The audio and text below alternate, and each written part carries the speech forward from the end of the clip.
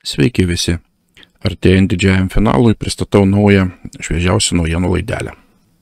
Laidelė bus kaip visada iš keletos segmentų, pradėsim nuo poros naujienų apie pandemiją ir perėsim paskiau prie situacijos Vašingtone, kas be jokios abejonės yra dabar turbūt svarbiausia. Taigi, pradėsiu nuo tokios naujienos apie Peru teismo sprendimą, kuris nustatė, kad COVID-19 yra kriminalinių elitų išradimas, kurios susideda iš tokių milijardierių, reiškia kaip Džordžas Sorošas, Rockefellerio šeimos, Billo Gateso ir jų konspiratorių. Jie per savo televiziją ne tik tai įvardino, bet parodė, reiškia, ir Billo Gateso kalbas nuo scenos, ir visą tą daugybę visokių įdomių dalykų, ir apie buvusius virusus, apie viską, apie ką mes kalbėdavome ir už tai būdavome vadinami konspiracijos teorininkais. Tai štai prašome, tai pripažino Peru teismas. Nors Peru tai ir nėra labai artima valstybė ir turinti didelį įtaką mums, tačiau tai yra jau precedentas ir tai tikrai nėra smulkmena, tai belieka tik pasidžiaugti, kad pagaliau štai tokiu lygiu yra informacija, reiškia, paleidžiama į paviršių ir pripažįstama tai, kas yra senai visiems jau protingiems žmonėms suvokiama tiesa. Taipogi ir Jungtinių valstijų nacionalinis ekonominių tyrimų biuras išleido naują savo tyrimo ataskaitą, kuri vadinasi ilgalaikis COVID-19 nedarbo šoko poveikis gyvenimo trukmei ir mirtingumui. Joje sakoma, mes naudojame laiko eilučių metodą, norėdami ištirti istorinį nedarbo, gyvenimo trukmės ir mirtingumo santykį. Pritaikėme vektorinę autoregresiją visai JAV populiacijai ir grupėms nustatytoms pagal lytį ir rasę. Mes pastebime, kad po nedarbo sukrėtimų statistiškai reikšmingai padidėja mirtingumas ir sumažėja gyvenimo trukmė. Savo rezultatus naudojame vertindami ilgalaikį COVID-19 ekonomikos nuosmukio poveikį mirtingumui ir gyvenimo trukmei. Mes vertiname, kad su COVID-19 susijęs nedarbas yra 2-5 kartus didesnis nei įprastas nedarbo šokas, priklausomai nuo rasės lyties, todėl mirtingumas padidėjo 3% ir gyvenimo trukmė sumažėjo 0,5% ateinantiems 15 metų visiems Amerikos gyventojams. Mes taip pat prognozuojame, kad šokas neproporcingai palies afroamerikiečius ir moteris per trumpą laikotarpį, o baltieji vyrai gali patirti didelių padarinių ilgesnėje perspektyvoje. Šie skaičiai reiškia stulbinamo 0,89 milijono papildomų mirčių per ateinančius 15 metų. Gan įdomus skaičiai, gan įdomi tokia studija ir manau, kad jį lygiai taip pat bus įdomi. Mūsų masinė medija, galbūt Delfis užsimanė šitą studiją paskelbti, maža ką čia kaip gali nutikti, ar ne? O buvęs Izraelio vakcinų caras pareiškė, kad Izraelis yra paskutinėse stadijose COVID ir kad rodo, taip demonstruoja savo, reiškia, pasiekimais pasauliui puikų išėjimą iš šios virusinės situacijos. Jis pareiškė, kad kadangi ketvirtis šalies jau yra su vakcinuota populiacijos ir kad dėl šios būtent su vakcinavimo matosi puikus, reiškia, rezultatai, puikus skaičiai ir tų, kurie yra virš 60 sergančių skaičius yra labai aštriai sumažėjęs. Taip pat jis pareiškė, kad Izraelis yra finalinėse stadijose šitos pandemijos ir kad duomenys rodo, kad būtent akivaizdus rezultatai, kad masinė vakcinacija puikiausiai veikia. Netanjahu jam taipogi pritarė, žodžiu, ir už uždarytų durų netgi yra pareiškęs, kad tai pabaiga. Reiškia, tai pasibaigė. Ta pati jisai pasakė protestuotojų grupiai atstovaujančiai, reiškia, nepriklausomo verslo savininkus nutekintose pastabose įrašytose trečiadienį ir perduota 12 kanale. Priminsiu, kad būtent Izraelis pirmauja pagal vakcinacijas visame pasaulyje, mylėjai, ir tiesiog tai duoda peno pamastymams apie tam tikrus dalykus, ar ne? Sekanti žinutė iš Vokietijos, kur sprendimas priimtas, kad karantino laužytojai bus laikomi pabėgėlių stovyklose arba sulaikymo, reiškia, stovyklose. Kalba eina apie tos vokiečius, kurie atsisakys karantinuotis po to, kai susidūrė su COVID-19 arba, kitaip sakant, su feikiniais testais ir panašiai. Ir, žodžiu, jie gali būti netgi laikomi stovyklose po policijos apsauga. Šitaip mes akivaizdžiai matome, kad yra vykdomas tas pats scenarius, kuris buvo numatytas ir Kanados nutekintose vyriausybinėse dokumentuose. Ir kad šiais metais turi atsirasti ir priverstinės, reiškia, stovyklos ir visi kiti ten išvardinti dalykai, įskaitant bazinės universalės pajamas ir visas kitas nesąmonės, apie kurį jie šitiek laiko svajojo. Pažiūrėsime, kas iš viso šito gausis. Tačiau kol kas panašu, kad pačių didžiausių ir įtakingiausių valstybių vadovai, valstybių tarnautojai, kol kas tai yra nenusiteikę keisti savo trajektorijos ir bus įdomu labai stebėti, kaip jie bus priversti tą daryti ir jau netolimo visiškai ateityje. Laukiu nesulaukiu pamatyti šitą. Taigi, kaip matome, informacija yra tiesiog kardinaliai pati savo prieštaraujanti vietomis, iš vienos pusės tokia, iš kitos pusės kitokia, tačiau akivaizdu, kad plinta tikroji teisingoji ta informacija ir po tokių veiksmų, kaip sakykime, teismo pripažinimas ar dar kažkas, tai tik tais yra patvirtinimas labai stiprus tos tikrosios teisiosios pozicijos. Ir matomai, kad tai jau neišvengiamai lenda į viršų ir tiesiog reikia tam, manau, kad padėti, todėl mėlyjei, vėlgi kviečiu dalintis mūsų informaciją, dalinkitės kitų kanalų informaciją, kitų šaltinių informaciją, kuri jūs manote yra primtina jums teisinga ir kurią reikėtų dalintis, nes dabar tas laikas, kai einame į žūtbūtinį mūšį, į paskutinius pasispardymus, taip sakant, tai arba mes dabar išlysime iš viso šito, arba mes amžiams paprasčiausiai tai nugrimsime ir tiek. Šiokia tokia naujiena apie Iraną, o naujiena yra tokia, kad Iranas prarado balso teisę Jungtinių tautų generalinė asamblėjai po to, kai nesugebėjo susimokėti savo mokesčių Jungtinėse tautose, mėlyjei. Be jokios abejonės, dėl to jie kaltina Jungtinės valstijas, kitaip ir būti negali. Čia sakoma, kad Iranas ir dar kitos 6 šalis prarado savo balso teisę Jungtinėse tautose po to, kai neįvykdė savo finansinių įsipareigojimų, o neįvykdė jie dėl to, kad ant jų uždėtos sankcijos ir kad jie nesugebėjo pasinaudoti, reiškia, savo kitais finansiniais kanalais ir taip toliau, kad Jungtinės valstijos kaltos riboja finansinius atsiskaitimus ir visa kita. Na, iš tikrųjų, šito vietoje reikėtų pirmiausiai žiūrėti į šitą straipsnį tik tais taip, kad, reiškia, Jungtinių tautų senoji struktūra, jinai po truputėlį irsta, nes kažkaip aš labai drįstu abejoti, kad čia tikrai yra reikalas būtent dėl sankcijų negalėjome sumokėti dar kažką, o akivaizdu yra tai, kad yra sudaryta jau dabar veikianti proamerikietiška koalicija Jungtinėse tautose, kuri Jungtinės tautas paprasčiausiai griauna iš vidaus. Ir aš kaip ir minėjau jau daugybę kartų ankstesniuose laiduose, kad Jungtinėms tautoms taip pat turi ateiti savas laikas ir kad šita organizacija bus išformuota, nes tai yra organizacija visiškai ne ta, kuo jinai save pristato ir daro darbus visiškai netokius, kokius jinai deklaruoja daranti. Na, tiesiog tam dar neatėjo laikas ir tam dar nėra išspręsta alternatyva paruošta. Tačiau aš manau, kad jau gal ne šiais metais, gal kitais metais, bet kažkada tai artimiausiais metais, artimiausiu metu, teisingiau sakant, mes pamatysime pokyčius ir šitoje vietoje. Tai yra neišvengiama, nes ši organizacija su savo įtaka naudojama ne taip, kaip jin turėtų būti naudojama, jinai dabar pridaro labai daug žalos visam mūsų pasauliu iš tikrųjų. Nes priminsiu, kam jinai dirba ne žmonėms, ne valstybėms, ne jų žmonėms, jinai dirba pasaulio elitams, centriniams bankams, reiškia, ir tiems visiems vadinamiems iliuminatams, kurie iš tikrųjų egzistuoja, mėlyjei. Toliau pamenat istoriją apie pavogtą iš Senato Pelosi laptopą?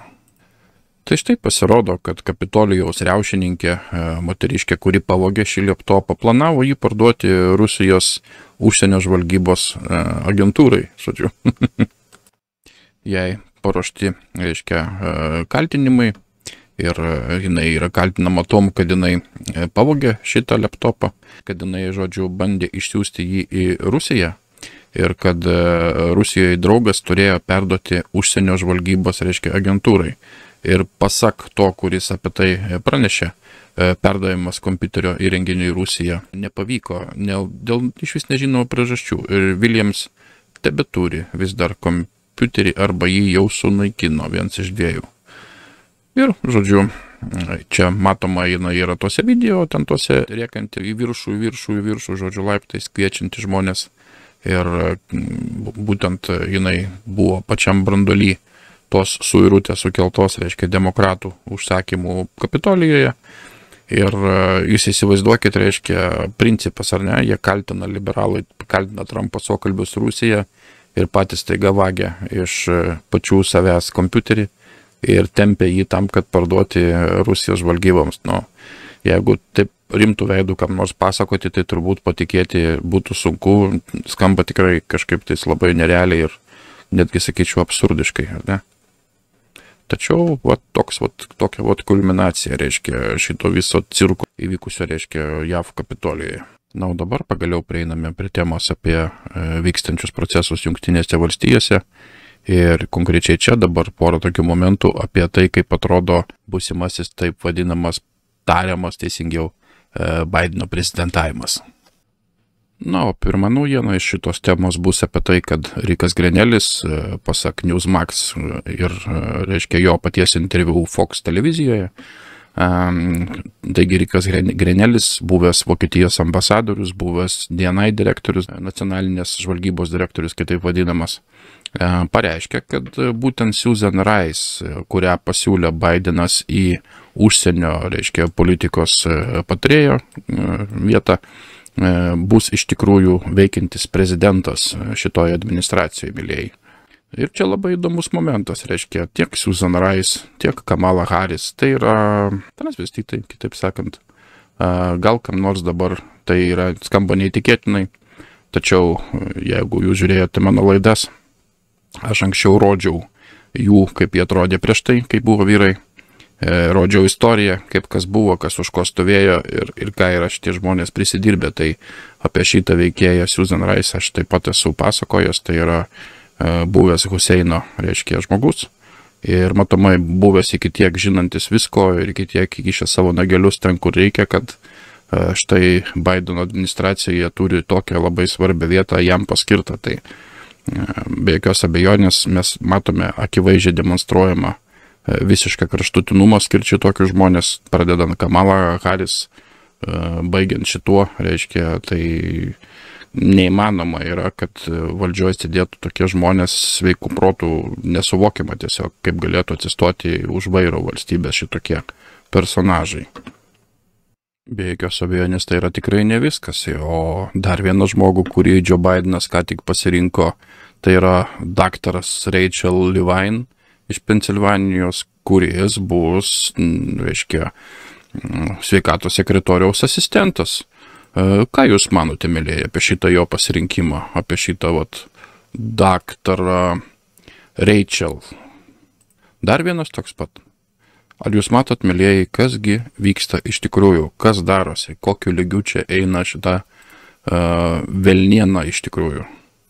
Dabar užduokite savo labai paprastą klausimą. Jeigu šitos dalykus jūs būtumėt pradėję matyti prieš kokius 4 metus, kad yra štai tokie žmonės, kad jie statomi štai tokias pozicijas, ar jūs nors vienas iš jūsų būtumėt patikėję tokiais dalykais?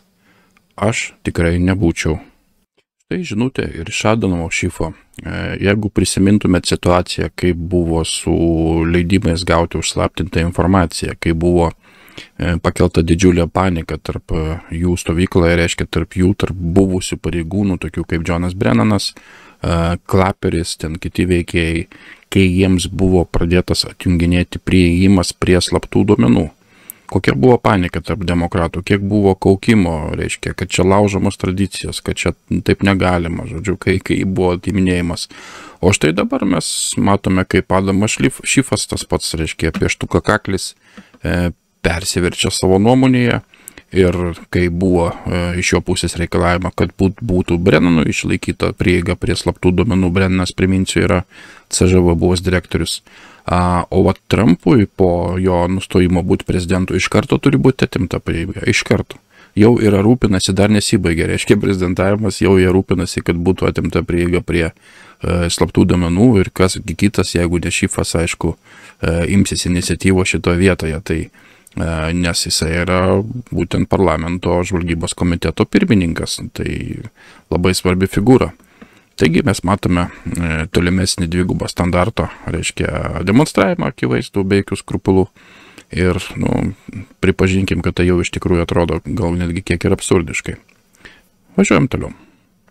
Pasak fake news, nežinau, čempionų CNN, McConnellas ir Šunis, reiškia, tai yra abudu, reiškia, tiek mažumos, tiek daugumos lyderiai, tiek demokratų, tiek respublikonų lyderiai, galima sakyti, senate, pasak, reiškia, vėlgi fake news čempionų CNN, šitie du veikėjai susivienijo savo tiksluose ir, reiškia, jie pasidarė susitarimą tarpusavėje, kaip, reiškia, gražiai padalinti per pusę Senato valdžią respublikonams ir demokratams.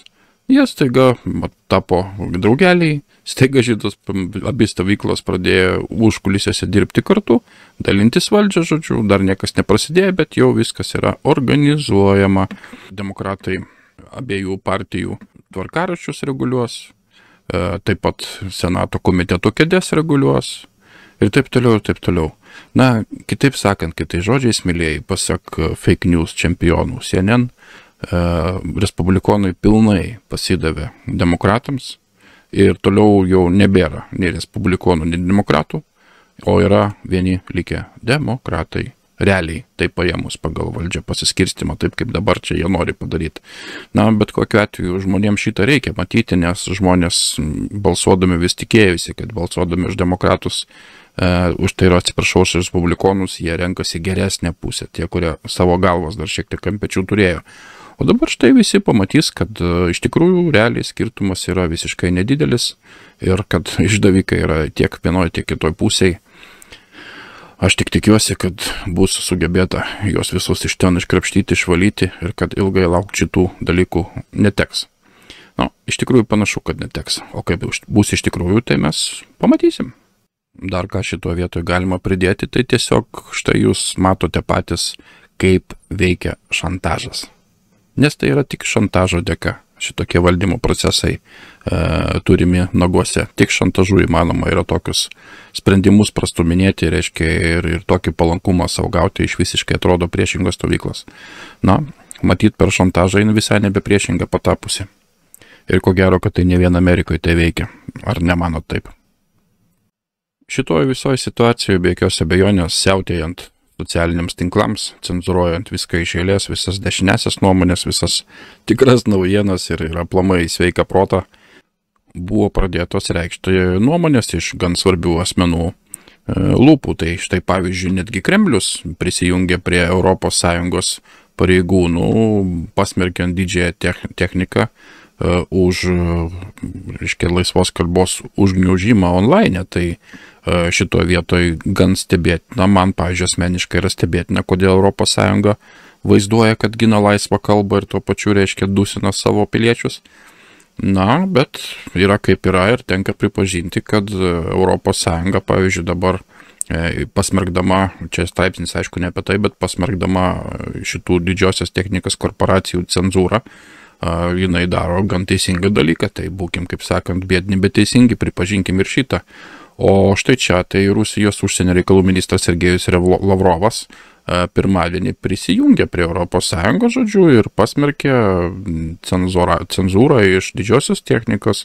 Maskvoje spaudos konferencijoje Lavrovas apibrėžė, reiškia, technikos gigantus kaip virš vyriausybinės darinius, kurie, reiškia, priverčia, pritaiko savo pačių taisyklės publikos diskursui, publikos diskusijai. Ir jisai tikisi, kad Amerikos bendruomenė neleis šitiems elitams, reiškia, daryti šitą visiškai naglą cenzūrą ir taip toliau, ir taip toliau. Tai be jokios abejonės tai yra labai gražus žingsnis iš tikrųjų iš jų pusės. Tenka pripažinti Kremliaus, reiškia, teisingą poziciją šito vietoj. Na, nei geriau, nei ką, bet, kaip sakant, būkim vėlgi biedni ir teisingi. Tai jeigu šitie prisijungia prie kitų irgi netikėtai ir jie visi veikia už spaudos laisvę, tai, mėlyje, yra labai svarbus dalykas. Lygiai taip pat pasakysiu, kad Lenkija toliau judina, reiškia, šitą klausimą pas save, lygiai taip pat socialiniuose tinkluose cenzūravimo bando nutraukti ir netgi nori baudas jiems įvesti. Ir lygiai taip pat apie tą pačią temą kalbant, tai štai byla, kuri reikalauja, kad Apple'as, reiškia, juodus sąrašus arba tiesiog išmestų Telegramo messaging, tai yra Telegramo aplikacija susirašinėjimų, nes tai Telegramas taipogi yra jų nekontroliuojamas ir jiems yra nepatogus, todėl jį yra paprasčiausiai paimti ir tiesiog uždaryti taip, kaip buvo uždarytas Parleris, taip, kaip kažkada buvo uždarytas Gebas ir taip, kaip jie viską kitką nori uždaryti, kas kalba dalykus, kuries nepatinka jiems. Pažiūrėsim, kom tai baigsis, aišku, Telegramui, bet aš manau, kad kova dar nepasibaigė. Ir nepriklausomai netgi nuo įvykių, kurie vyks rytoj poryt, dar šitas tęsis kurį laiką, nes šitokie pokyčiai, šitokia mašina, kokia yra sukta, jinai negali sustoti per kelias dienas, tai yra neįmanoma. Jinai turi sustoti, jos variklis turi sustoti ir dar jinai pati toliau važiuos dar be variklio, dar redės iš savo inercijos, iš savo svorio. Nes tai yra milžiniškas aparatas, mėlėjai, tai yra labai daug žmonių, labai didelė netgi atskira klasė žmonių visuomenėje, kuri tą aparatą nori išsaugoti bet kokią kainą, nes tai yra jų viskas, jie nieko išskyrus tą aparatą, jie savo gyvenimuose ir nežino. Tai štai va tokie dalykai apie cenzūrą ir socialinius tinklus, kas be jokios abejonės šituose rinkimuose yra labai be galo svarbu ir šitie socialiniai tinklai parodė iš tikrųjų ne tik kokie jie yra supuvę ir teisingiau kokie žmonės supuvę jiems vadovauja, bet jie taipogi parodė savo galią, savo įtaką, nes kuri yra milžiniška, ji yra žymiai didesnė negu, kad, sakykime, televizijos įtaka ar ten spaudos kažkokios ten laikraščių įtaka. Ji jau dabar yra didesnė, reiškia, socialinių tinklų įtaka negu kad bet kas kitas. Tai mes šituose rinkimuose, pavogtuose, pamatėm labai labai aiškiai. Na, o kalbant aplamai apie socialinius tinklus, kas dar po šitų rinkimų išaiškėjo ir buvo, kaip sakant, paviešinta, tai kad Google'as pasirodo ir Facebook'as turi sudarę slaptą sandorį, kad dominuoti online reklamą, įsivaizduojat? Štai čia apie tai ir kalbama. New York Times nesenai parodė, kaip veikia mechanizmas iš vidaus. Šitas slaptas ir susitarimas tarp, reiškia, Facebook'o ir Google'o, kuris leido jiems susijungus dominuoti tiesiog online'iniam reklaminiam sektoriui. Ir iš tikrųjų, tai jūs atkreipkite dėmesį, tai taip ir yra, nes jeigu nesinaudoji Google'o reklama ar nesinaudoji Facebook'o reklama, tai arba ten, sakykime, YouTube'o reklama, kas irgi yra Google'o reklama, na, tai didelių aukštumų, kaip nori, taip stenkis, bet tai jau ir nepasieksi. O jeigu būsi nepatogus politiškai ir kalbėsi ne tai, ką liepia partija, taip vadinama, tai iš vis būsi nutildytas, iki tiek primityviai skaičiai iškraipyti, kad statistikos iškraipytos, netikri, reiškia, peržiūros skaičiai, netikri reakcijų skaičiai ir visa kita. Tai Hebra daro, ką nori ir tiesiog demonstruoja savo absoliučią valdžią šitoj srity, dėl to, kad jie gali sau leisti, dėl to, kad buvo daleistas jų susijungimas, nereglamentuotas jokiais, reiškia, antimonopoliniais įstatymais ar kitokiais kažkokiais įstatymais. Taigi čia taip ir pasakojama šitaip stramstyje apie tai, kad, reiškia, 17 metais, kai Facebook'as testavo savo naują reklamų sistemą, jie buvo pasiekę tokį tašką, iki tiek buvo išaugę, kad pradėjo sudaryti jau konkurenciją Google'ui. Ir tada buvo sudarytas toks vaizdas, kad jie, reiškia, atsisakė savo šitų planų plėtros į reklamą, kad nesudaryti problemų Google'ui, nesudaryti didelės konkurencijos monopolijai reklaminiai Google'o. Tačiau jie taipogi paskelbė po poros metų dar, kad jie eina alijansą su Google'u ir tą patį patvirtino dabar prieš mėnesį išleista antitrusto, reiškia, byla JAV, kuri taip ir pasako, kad šitos dvi kompanijos buvo suokalbėje, reiškia, kad sudaryti didelę monopoliją. Na, matysim, čia su tom, reiškia, socialiniam kompanijom jau kurį laiką darosi įdomus dalykai, juos ten ir bandė ir apklausinėti ir visa kita, jie aišku yra ir prisimelavę, ir prisidirbę, ir žmonių yra nukentėjusių, ir gyvybės praradusių yra iš tikrųjų netgi labai bausiomis aplinkybėmis. Pavyzdžiui, Facebook'as išdavinėjo Irano opoziciją valdžiai ir ne tik. Tai yra labai daug istorijų, ką yra jie pridirbę ir, žodžiu, man atrodo, kad viskas dar tik tais išlys, o dabar kas pradedamas ir rodo, tai jų monopolis nebereikalo, tam, kad žmonės būtų edukuoti, kad žinotų, kaip iš tikrųjų veikia socialinių tinklų šita sistema, kuom galima pasitikėti, kuom negalima pasitikėti. Tai vėlgi filmas viena iš dalių.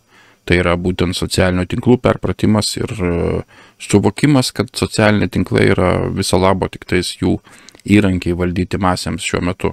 Šitie senieji tinklai ir niekaip kitaip nėra. Kaip ir Lenkija, kaip ir Europos Sąjunga, taip ir Vengrija nuėjo dar toliau, žengė žingsnį dar drąsesnį ir ruošia paleisti sankcijas prieš didžiąją techniką, reiškia dėl sisteminių pažeidimų laisvos kalbos, mielieji.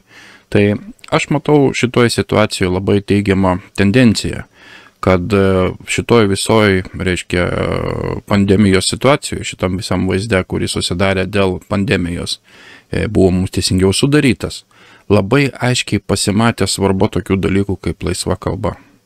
Žmonės tai galime suprasti, kad jeigu iš jų bus atimta laisva kalba, tai nebebus nieko į ką atsiremti, nebebus nieko iš ko sužinoti, kas iš tikrųjų darosi, ir tada su mumis galės daryti jie, ką tik tais panorės. Todėl, mielieji, džiaukitės, kad yra dar galimybė iki šiol gauti kažkokių tai naujienų. Aš be galo džiaugiuosi, kad galiu jum pateikti šitų naujienų parinkęs, tai yra labai didelis dalykas.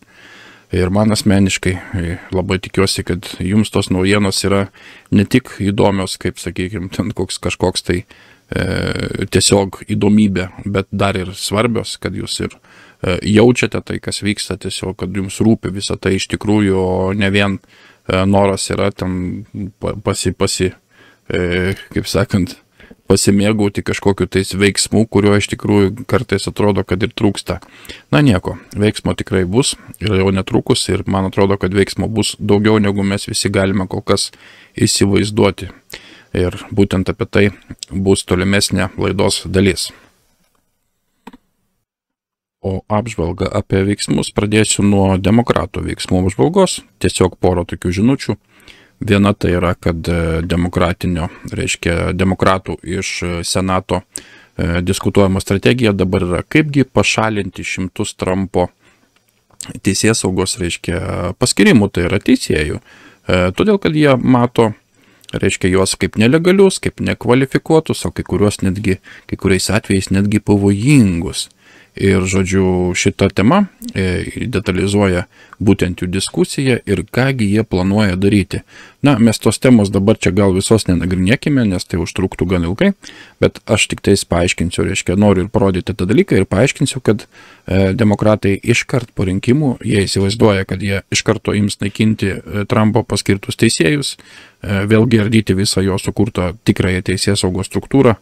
Ir jie šito visiškai neslėpia, jie apie tai atvirai kalba ir jie būtent šito ir sieks, jie tai tiesiai šviesiai deklaruoja. Tai bent šito vietoj galima, pasidžiaugti tai, kad jie išdrąsėja dėl savo nebaudžiamumo ir įsivaizduoja, kad jie gali daryti, ką nori, kad jie dabar tiesiog nebesislepia ir rodo visiems žmonėms prieš akis, tiesiog dirba savo darbą ir demonstruoja visiems, ką jie iš tikrųjų yra pasiruošę padaryti. O kita žinutė iš to pačio, tai būtų apie tai, kad Pelosi, Schumeris, Schiffas ir Warneris parašė laišką žvalgybos agentūroms ir pasakė, rekomendavo ignoruoti prezidento įsakymą dėl klasifikacijos iki tol, kol bus pasikonsultuota su kongresu. Įsivaizduojat? Prerogatyva yra prezidento spręsti, ką išslaptinti, ko neišslaptinti. Jisai gali tartis ir gali reikalauti šito dalyko iš organizacijų. Jisai gali reikalauti iš organizacijų, jis turi tokią teisę reikalauti iš organizacijų. Jis yra vykdomasis prezidentas, vykdomoji valdžia. Ir jisai, ne tik jie jam bando šitą dalyką sutrukdyti, padaryti, išslaptinti, jie bando dabar iš vis naują savo galę patys išrasti, ir įtraukti į savo įrankių, kaip sakant, dėžutę. Tai šitas dalykas nėra numatytas nei konstitucijoje, nei dar kažkur, kad tai parlamentas galėtų iš viso kištis į prezidento sprendimus, kokiusgi dokumentus išslaptinti ir kokių ne. Neturi nei parlamentas, nei senatas, nei niekas kitas iš šitų, neturi šitų galių, niekados neturėjo, jokių precedentų nėra ir negali būti, nes tai yra antikonstituciška. Na, šitaip jie tik pademonstruoja dar vieną kartą amerikiečiams, kurie be jokios abejonės šitą mato ir pradeda suprasti jau dabar tikrai nemaža dalis amerikiečių, kad konstitucija absoliučiai šitiems žmonėms nereiškia nieko ir kad jie yra pasiruošę dėl savo valdžios išsaugojimo ar atgavimo viskam. Po jau išslaptinti dokumentų toliau tęsiasi demokratų ir visų išdavikų žlugdymas, tai yra vyksta ir tolimesni išslaptinimai, o konkrečiai dabar tai DNI Ratcliffe'as, vėlgi nacionalinės žvalgybos direktorius, išleido ataskaitą rodančią, kad Kinija kišosi į šių metų rinkimus ir kad CŽV valdyba presavo, reiškia, spaudė analistus, tai yra tyrėjus, kurie nagrinėjo visą šitą Kinijos kišimąsi, nepranešti apie tai. Tai yra labai rimti kaltinimai ir tai yra tiesiogiai pritaikytina taip vadinamam išrinktajam prezidentui Joe, nes būtent jisai yra Kinijos, reiškia, statytinis kandidatas į JAV prezidentus, šito negalima pamiršti niekada. Mes jau senokai žinojome ir nuo pat pradžių, kad jau netgi prieš rinkimus, kad bus kišimasis į rinkimus, kad tai bus Kinija iš tikrųjų pirmoje vietoje ir taip toliau, ir taip toliau. Tačiau tai pagaliau jau pasiekė, kaip sakant, mainstreamą ir tai pasiekė gatvę ir tai jau yra nebe mūsų kalbos, o valstybinės organizacijos, tai yra nacionalinės žvalgybos direktorius, labai rimta organizacija, reiškia įslaptinti duomenys, su kuriais jau nelabai iš tikrųjų kas ir be pasiginčys. Pažiūrėsim, aišku, kaip parodys spauda šitą dalyką, ar parodys spauda šitą dalyką, kiek parodys iš to dalyko ir kaip pateiks tai. O šiaip, jeigu kam įdomu, tai čia yra pateikiamas ir pats laiškas, reiškia, Riko Grenelio, kurisai visą tą dalyką aprašo, papasako ir panašiai. Taip, kad, mėlėjai, įslaptinimai toliau tęsiasi ir vis ant viršaus kraunasi nauji įrodymai, naujos bylos ir tai yra daroma tyčia. Buvo lašinami duomenys labai ilgai, prisiminkit, kiek senai buvo lašinami duomenys, tiesiog po truputuką, tiesiog užuominom kartais, kad štai taip, štai anaip, mesgi kiek klaidų darėm, jau kiek visokių dalykų prirodyta. O dabar panašu, kad tie užtvankos vartai yra atidaryti ir kad visi šitie išslaptinimai vienas po kito, kurie dabar išeina į viešumą, tai yra būtent pritaikyta dabartiniam laikui ir tai būtent taip atrodo ta Trumpo korta, nes visuomeniai numetant ištisai šitokius duomenų kiekius apie tokias masyvės išdavystės neįmanoma tikėtis, kad nebus jokio atsako iš visuomenės, jeigu reikalai pakryptų, sakykime, ne į teisingumo pusę. Tai bent jau kaip minimum bus spaudimas didžiulis, reiškia, ir panašu, kad armijos vadai turės labai paprastą pasirinkimą. Ar išduoti visiškai savo visuomenę ir paaukoti ją, galima sakyti, pusę amerikiečių išžudyti tektų tada, ar visgi atlikti teisingą pasirinkimą, tą, ką jie padarė, įstatydami į Trumpą į jo vietą ir panašiai. Ir visą šitą dalyką sutvarkyti. Na, mes šitą dalyką pamatysime iš vis artimiausių metų, ryt po ryčiom dienom, taip kad visas abejonės bus išsklaidytos, bus arba taip. Ir nuo to priklausys tolimesniai mūsų likimai visų kartų. Taipogi aš įsitikinęs, kad tai nėra paskutiniai dalykai, kurie yra išslaptinti ir galimai jau yra išslaptinti ir netgi mano tuo metu, kol aš paleisiu šitą laidą, dar daugiau negu aš parodžiau, bet man labai patinka, kad mūsų žiūrovai taipogi labai yra imlus šitiem dalykam ir pradėjo patys mėtyti nuorodos, patys kasti. Tai šaunuoliai, dalinkitės informaciją, skleiskite ją visiems, kam įmanoma. Nereikia remtis vien mūsų laidom, reikia patiems ieškoti, dalinti, žiūrėti, klysti, platinti, šviesti, nes, mėlėjai, tik nuo mūsų visų bendrų pastangų gali kažkas pasikeisti. Čia nuo poros žmonių kalbančių internete absoliučiai niekas nepasikeis. Mes visi turim pasirinkti pusės, dabar atėjo laikas pasirinkti pusės. Nepatinka kam nors, nieko nepadarysi, kad nepatinka, laikai tokie ir niekaip nebus kitaip. Na, o dabar taipogi tai liečia be jokios abejonės esamą situaciją, bet apie tai mes esame jau ir kalbėję, bent jau dalinai. Ir čia toks įdomus tekstukas, kurį aš noriu jums paskaityti, tiesiog bendram supratimui, kasgi čia dabar darosi ir kogi galima būtų tikėtis netolimo ateityje. Taigi, kaip jau ir kalbėjome anksčiau kažkada laidose, kad JAV yra dvi konstitucijos, teisingiau buvo iš vis dvi konstitucijos. Ir pirmoji konstitucija, tikroji konstitucija, buvo sustabdyta Vatikano korporacijos naudai 1871 metais. Yra ir straipsnelis, kur galima apie tai paskaityti, labai rimtas portalas, būtent Liberty Alliance'as, tai yra oficiali organizacija. Ir būtent yra apie tas dvi konstitucijos, kaip tai vyko. Mes, aišku, čia dabar taip giliai nelysime dėl, kad neištempti šitos laidos begalybę. Tačiau šitie dalykai yra, jie yra tikri. Ir apie tai mes kalbėjome, kai darėme laidą ir apie suverenumo įžangą. Reikėtų kada pratęsti iš tikrųjų tas temas nagrinėti. Na, manau, kad bus proga, kai šiek tiek apsiramins naujienų srautai, nes dabar paprasčiausiai nebeužtenka laiko ir energijos, kad viską apgriepti ir dar kažką tai kapstyti iš šalies. Na, grįžtame dabar prie to teksto, reiškia. Ir čia sakoma, kad nuo 1871 metų Jungtinių valstijų prezidentas ir Jungtinių valstijų kongresas politiką žaidžia pagal visiškai kitokias taisyklės. Amerikos žmonės iš vis nežino, kad JAV turi dvi konstitucijas. Pirmoji buvo 1776 metais, kurią pasirašė naujų nepriklausomų JAV valstijų lyderiai. Liepos 4 dieną žmonės pareiškė esą nepriklausomi nuo Didžiosios Britanijos ir tada buvo pagimdyta demokratija. Ir 95 metus JAV žmonės buvo laisvi ir nepriklausomi. Ta laisvė baigėsi 1871 metais, kai pradinė konstitucija Jungtinės Amerikos valstybėms buvo pakeista į Jungtinių Amerikos valstijų konstituciją. Dar kartą, mėlėjai, pirmoji konstitucija buvo skirta Jungtinėms Amerikos valstybėms, o pakeista į Jungtinių valstijų konstituciją. Ar jūs matote koreliaciją su dabartiniu globalizmo procesu ir kaip valstybės pavirsta tiesiog valstijomis? Tai jau buvo padaryta tada ir tai buvo padaryta Centrinio banko, reiškia, iniciatyva ir per sekančius 200 metų jie sugebėjo praktiškai visą pasaulį davesti iki šitos būklės, iki kurios tada davedė jauną valstybę, kuri vadinosi tada Jungtinės Amerikos valstybės. Tada kongresas suprato, kad šalyje yra labai sunki finansinė padėtis, ir jie sudarė todėl finansinį sustarimą su velniu, tai yra su tarptautiniais bankininkais. Tomis dienomis tai buvo Londono Rothschildai. Ir taip jie sukėlė skolą minėtiems bankininkams. Pasipiktinę tarptautiniai bankininkai neketino paskolinti plūstančiai tautai pinigų be rimtų sąlygų. Taigi jie sugalvojo susigrąžinti kontrolę virš JAV ir todėl buvo priimtas 1871 metų aktas. Neturėdamas tada netgi tam konstitucinių įgaliojimų, kongresas sukūrė atskirą Kolumbijos apygardos valdymo formą. Tai yra valstybė valstybėje, kitaip sakant. O Donaldas Trumpas niekada neturėjo teisės būti išrinktų realiai, jeigu pagal jų sistemą žiūrėti.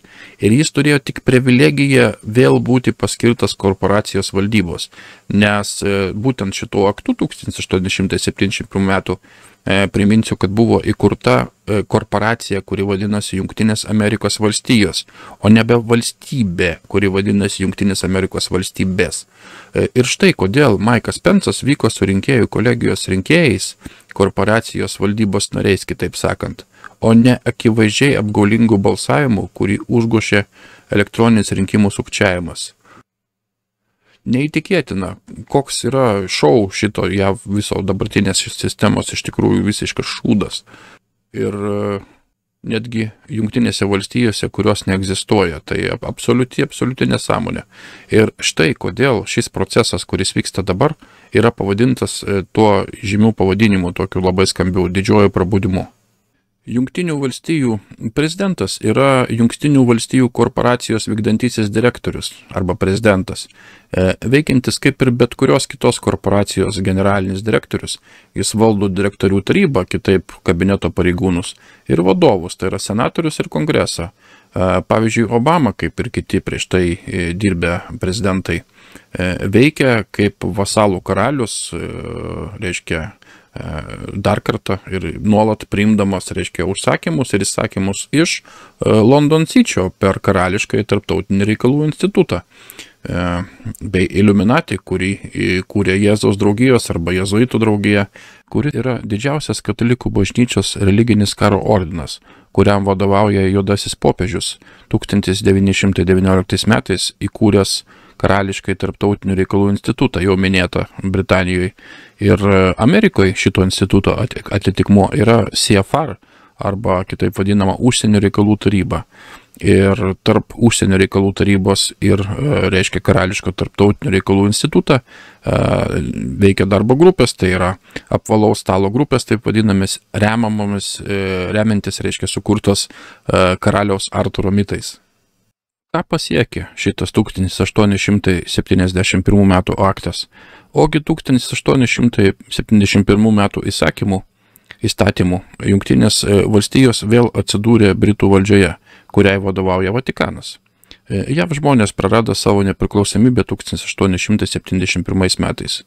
Taigi, Jungtinių valstijų konstitucija iš tikrųjų yra inkorporuotų Jungtinių valstijų konstitucija. Ji veikia ekonomiškai ir buvo naudojama žmonių apgaudinėjimui, galvojant, kad jie valdo respubliką. Taip nėra. Didžiųjų raidžių rašyba nėra nereikšmingai, kai kalbama apie teisinį dokumentą. Šis iš pažiūros nedidelis pakeitimas turėjo didelę įtaką kiekvienai vėlesnei amerikiečių kartai. Kongresas priėmęs 1871 metų aktą sukūrė visiškai naują dokumentą, tai yra Kolumbijos apygardos vyriausybės konstitucija, įvardinta vyriausybė. Užuot turėjo absoliučias ir neatimamas teisės, kurias garantuoja organinė tikroji konstitucija.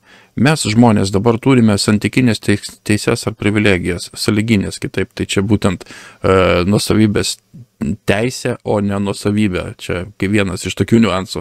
Tai vienas iš pavyzdžių yra suvereno teisė keliauti, kuri dabar pagal korporacijų vyriausybės politiką buvo paversta privilegija, reikalaujančia piliečių licenzijų, vairuotojų pažymėjimų ir pasų.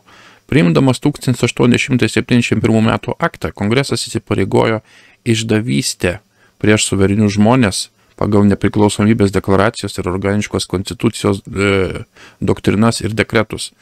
1871 metų aktas tapo valstybės išdavystės, kurią įvykdė vyriausybės pareigūnai, pagrindu. Taigi nuo 1871 metų JAV nebėra šalis, o tai yra korporacija. Ruošdamėsi pavogti Ameriką, Didžiosios Britanijos bankininkų marionetės jau buvo sukūrusios antrą vyriausybę. Tai yra šešėlinė vyriausybė, skirta valdyti tai, kas žmonių manimų buvo demokratija, bet kas iš tikrųjų buvo integruotos Jungtinės valstijos. Kartu ši chimera, ši dvigalvė pabaisa atėmė iš žmonių visas jų teisės, tas, kurios jam priklausė pagal suverenitetą. JAV yra karūnos kolonija. JAV visada buvo ir išlieka Britanijos karūnos kolonija. Karalius Jokūbas I garsėjo ne tik tuom, kad vertė Bibliją į karaliaus Jokūbo versiją, bet ir tuo, kad 1606 metais pasirašė pirmą valdžios chartiją, kuri suteikė Amerikos britų protėviams licenciją įsikurti ir kolonizuoti Ameriką. Chartija garantavo, kad būsimi Anglijos karaliai arba karalienės turės suverenę valdžią visiems piliečiams ir kolonizuos žemę Amerikoje. Amerikoje paskelbus nepriklausomybę nuo Didžiosios Britanijos 1783 metais rugsėjo 3 dieną buvo pasirašyta Paryžiaus sutartis. Šioje sutartyje Anglijos karalius įvardyjamas kaip Jungtinių Amerikos valstijų kunigaikštis, princas Jurgis III, Dievo malonės dėka, Didžiosios Britanijos, Prancūzijos ir Airijos karalius, tikėjimo gynėjas, Bransviko ir Liunenburgo kunigaikštis, archininkas ir princo rinkėjas. Šventosios Romos imperijos ir kitų Jungtinės Amerikos valstijų visiškai prieštaraujanti prielaidai, kad Amerika laimėjo nepriklausomybės karą. Susitarta, kad Kongresas nuoširdžiai rekomenduos atitinkamų valstybių įstatymų leidėjams numatyti visų dvarų, teisių ir nusavybės konfiskuotų priklausančių tikriems britų subjektams grąžinimą. Taip pat apie rajonuose gyvenančius asmenys, esančius jo didenybės valdžioje ir neturėjusius, reiškia, ginklų, nekariausius prieš minėtas Jungtinės valstijas, jų valdas, teisės ir turtus. Bet kuris kitas asmo turi laisvą teisę vykti į bet kurią iš 13 Jungtinių valstijų ar jų dalis ir juose likti 12 mėnesių be kliučių stengdamasis atgauti savo valdas, teisės ir turtą, kurie galimai buvo konfiskuoti. Taip pat buvo nutarta, kad Kongresas rekomenduos kitoms valstybėms persvarstyti ir peržiūrėti visus su nuosavybė susijusius aktus ir įstatymus, kad šie įstatymai ar aktai būtų visiškai suderinti ne tik su teisingumu, bet ir su taikos dvasia, kuri turėtų visuotinai vyrauti. Šis kongresas taip pat nuoširdžiai rekomendavo kelioms valstybėms atkurti minėtų asmenų valdas, teisės ir nusavybę, grąžinant galimai dabartiniams savininkams sumokėtą bona fide kainą, tai yra sąžininga kaina, kuri buvo sumokėta už tą nusavybę, kuri priklausė anksčiau minėtiems asmenims. Jei kas nors buvo sumokėta įsigijant bet kurią iš minėtų žemių, teisių ar nusavybių po jų konfiskacijos. Taipogi sutarta, kad visi asmenys, kuriais yra suinteresuoti konfiskuotomis žemėmis per skolas ar santuokos būdu ar dar kitaip, neturės jokių teisėtų kliučių ir nebus traukiami baudžiamojo atsakomybėn už, ir persekiojami už savo šitas tikrasias teisės. Priėmus 1871 metų aktą, miesto valstybė arba kitaip valstija valstijoje, vadinama Kolumbijos apygarda, įsikūrusi 10 kvadratinių mylių žemės plote Vašingtono centre, su savo vėliava ir savo nepriklausomą konstituciją arba slaptąją antrąją JAV konstituciją. Taigi Vašingtono Kolumbijos rajono vėliavoje yra 3 raudonos žvaigždės, kurios kiekviena simbolizuoja miesto valstybę 3 miesto imperijose. 3 miestų imperiją sudaro Vašingtonas DC, Londonas ir Vatikanas. Londonas yra 3 miestų valstijų verslo centras ir ekonomiškai kontroliuoja pasaulį. Vašingtono Kolumbijos apygardos miesto valstija yra atsakinga už kariuomenę, o Vatikanas visą tai kontroliuoja prisidengdamas dvasiniu vadovavimu. Nors geografiškai atskiros Londono, Vatikano ir Kolumbijos apygardos valstijos yra viena susikibusi imperija vadinama miesto imperija. Kolumbijos apygardos konstitucija veikia pagal tironišką Vatikano įstatymą vadinamą Lex Fori, vietiniai įstatymai, kitaip sakant. Kai kongresas priėmė 1871 metų aktą, jis sukūrė atskirą korporaciją žinomą kaip Jungtinės valstijos ir Kolumbijos apygardos korporacinė vyriausybė. Šis išdavikiškas poelgis Kolumbijos apygardai neteisėtai leido veikti kaip korporacijai, nepriklausančiai nuo pirminės JAV konstitucijos ir visiškai nepaisant Amerikos piliečių interesų. Taigi, mėlieji, aš šitą visą situaciją, visą šitą schemą mes jau esam nagrinėję ir aš esu jau rodęs savo laidose. Ir kas dabar vyksta, tai būtent vyksta šios korporacijos sugriovimas.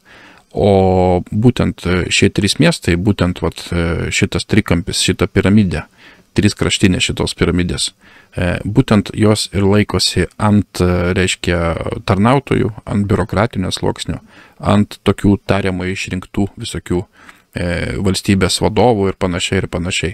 Ir Huseinas buvo Vatikano korporacijos, skirtas. Ir netgi dabartinis, prezidentas Trumpas pirmą kadenciją jau buvo irgi, jisai buvo paskirtas ne kuo kitku, o kaip, korporacijos Jungtinės valstijos vadovų per, didelį nenorą ir klaidas. Tačiau, kaip mes matome toliau, tai šitas vadovas jisai toliau būti paprasčiausiai negalėjo, nes jisai pradėjo šitai korporacijai tiesiog kirst per kojas.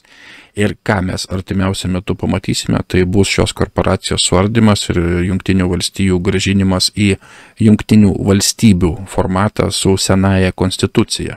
Apie tai aš jau šiek tiek pasakojau, kam priklauso dabar konstitucija ir vėliava.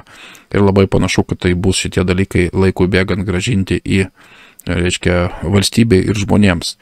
Tai dabar šitoje vietoje pagalvokite, ar yra pagrindo manyti, kad Guldas, kuris, žmogus, apie kurį aš pasakoju, išgelbėjęs Jungtinių valstijų visą, galima sakyti, ir valstybingumą, taip išeina, pas jį viskas yra. Ar gali būti, kad jisai veikia, visiškai atskirai nuo prezidento Trumpo, nežiūrint į tai, ką jisai pats deklaruoja? Aš primenu visiems, kad deklaruoja visi tą, ką reikia deklaruoti, o dirba už akių tą, ką reikia dirbti. Ir mes dabar akivaizdžiai matome, kad šita korporacija yra sekantis taikinys ir šiai korporacijai, mėlyje, žlugus, žlunga kartu iš karto visa centrinė bankų sistema. Štai dėl ko visa yra pasaulinė dabar panika. Ir štai dėl ko, bus pokytis toksai, kad nebesustabdomas ir didelio masto, kad, tai bus istorijos vadovėliuose iš tikrųjų daug dešimtmečių, jeigu ne šimtmečių nuo šiandienos. Na, bet šiandien mes esame šitoj milžiniškoj kovoj ir mes dar pamatysime daugybę etapų šitos kovos, įtariu, ir patirsime, kaip sakant, savo kailių dalį jų. Na, bet tai yra pasirinkimas arba šitas, arba visuotinis karas. Tai ko gero, kad geriau šitas kelias negu kad visuotinis karas. Ar jūs manot galbūt kitaip? Ką dar reikėtų pažymėti, tai kad prezidentas Trumpas buvo realiai paskutinis tikrai išrinktas, reiškia normalių kelių išrinktas Jungtinių valstijų prezidentas, o dabartinis Jungtinėms valstijoms pripaišytas, reiškia pavogtų rinkimų čempionas, tai yra Joe Bidenas, jisai tampa šitos, reiškia, korporacijos, kuri yra ant panaikinimo slenksčių prezidentų, visiškai nesvarbu, kad pavogtų. Tai bent jau viena iš, reiškia, versijų, kas bus toliau, tai kad jisai bus nuvarytas į istorinį sąvartyną kartu su visa šita korporacija, kartu su visa šito korporatyviniu mechanizmu, sudarytų iš Senato, iš Kongreso tokio, kaip jie dabar yra. Ir visa tai bus pakeista naujom valdžios struktūrom, reiškia, pagal senąją konstituciją veikiančiam. Ir šito vietoje reikėtų suprasti, kad ši korporacija Jungtinės valstijos tai yra neapsiribojanti Jungtinių valstijų sienomis ir kad šios korporacijos padaliniai yra visos likusios, reiškia, valstybės realiai pasaulyje, didžioji dauguma jų, bent jau visos tos, kurios yra centrinio banko dalis, o tai yra absoliuti dauguma valstybių pasaulio. Tai va, tai žlungant šitai JAV korporacijai, automatiškai žlunga visa pasaulinė korporacija. Ir Britų imperija, ir centrinio banko sistema, ir visa kita. Tai štai vat tokie matmenys, tokios apimtis yra šito proceso, kurį aš bandau jums antrus metus jau dabar parodyti. Jau dabar jau trečius iš tikrųjų. Na, o dabar prieikime prie pačios situacijos Vašingtone, kuri be jokios abejonės yra labai įdomi ir savotiška.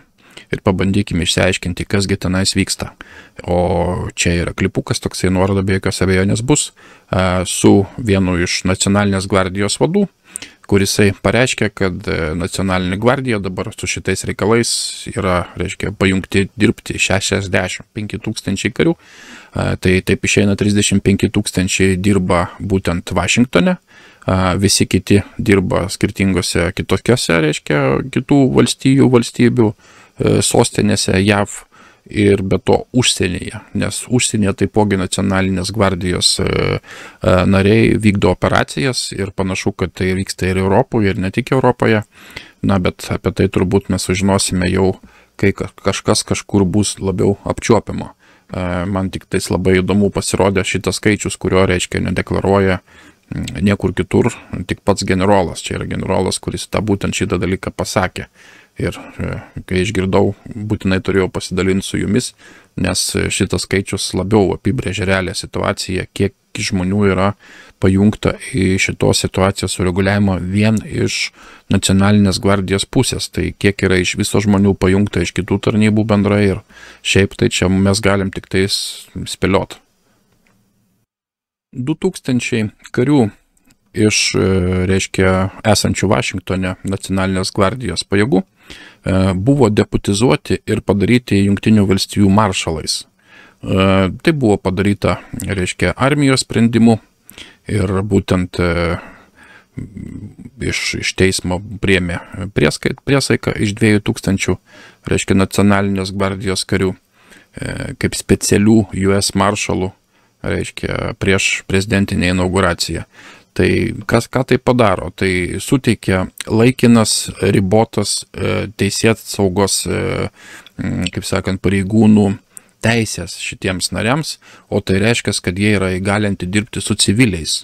Ir tame tarpe, aš priminsiu, ką dar daro Jungtinių valstijų maršalai, tai yra lydi kalinius, prižiūri kalinius ir taip toliau ir taip toliau.